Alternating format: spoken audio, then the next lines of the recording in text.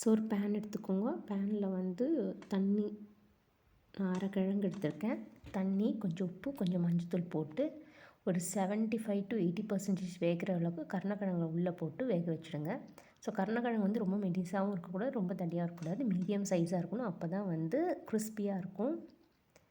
So இந்த அளவுக்கு இருந்தால் போதும். ரொம்ப மெலிசாக இருந்தால் ரொம்ப இதுவாகிடும்.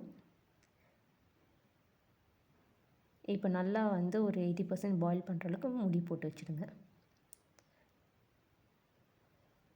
இப்போ வந்து வெந்துருச்சான்னு பாருங்கள். ஸோ குக் ஆகிருக்கு.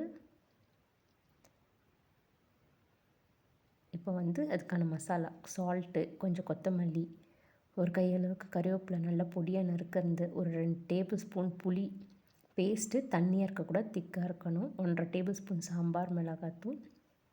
சாம்பார் தூள், அப்புறம் அரை டீஸ்பூன் மஞ்சத்தூள், ஜிஞ்சர் கார்லிக் பேஸ்ட்டு ஒரு 1.5 டீஸ்பூன், இல்லை 1 போட்டால் போதும்.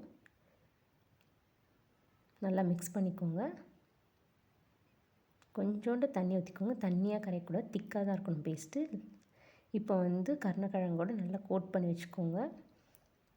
ரொம்ப பிசையாதீங்க, உடஞ்சிடும். ஏன்னா நம்ம ஏற்கனவே 80% பாயில் பண்ணியிருக்கோம். ரொம்ப எல்லா இடம் கோட் ஆகணும்னு அவசியம் இல்லை. ஷாலோவாக கோட் ஆனாலே போதும் உங்களுக்கு. ஃப்ரை ஆகும்போது நல்லாயிருக்கும் உங்களுக்கு. இப்போ வந்து தனித்தனியாக எடுத்து எண்ணெயில் ஷாலோ ஃப்ரை பண்ணி எடுத்துக்கோங்க.